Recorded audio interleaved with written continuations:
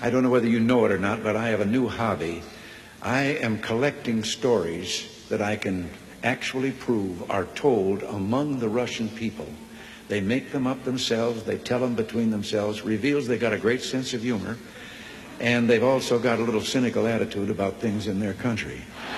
The story was an American and a Russian arguing about their two countries, and the American said, look, in my country, I can walk into the Oval Office, I can pound the president's desk and say, Mr. President, I don't like the way you're running our country.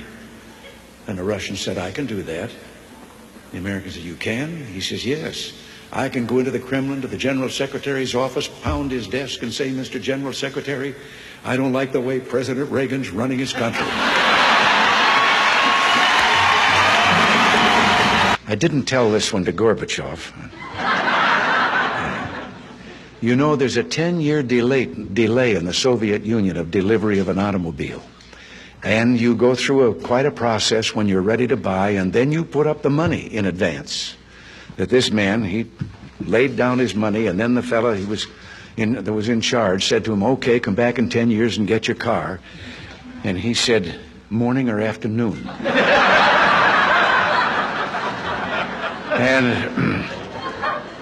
And the fellow behind the counter said, well, 10 years from now, what difference does it make?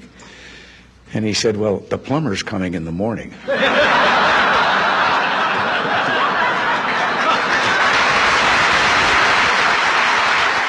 Less than one family out of 7 in the Soviet Union owns an automobile.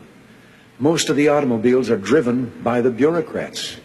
So an order went out one day to the police that anyone caught speeding, anyone, no matter who, gets a ticket.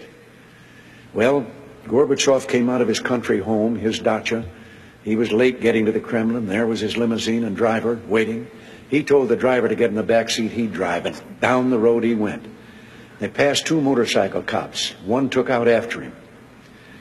And pretty soon he's back with his buddy, and his buddy says, well, did you give him a ticket? And he said, no. Well, he said, why not? Oh, he said, they're too important. Well, he said, we're told to give anybody a ticket, no matter who it is. Oh, he said, no, this one was I could. Well, he said, who was it? He said, I couldn't recognize him. But his driver was Gorbachev. One of the heads of state that I met with on this visit told me the story about the 2 fellows in the Soviet Union who were walking down the street, and the one of them says, have we really achieved full communism? Is this it? Is this now full communism? And the other one said, oh, hell no, things are going to get a lot worse.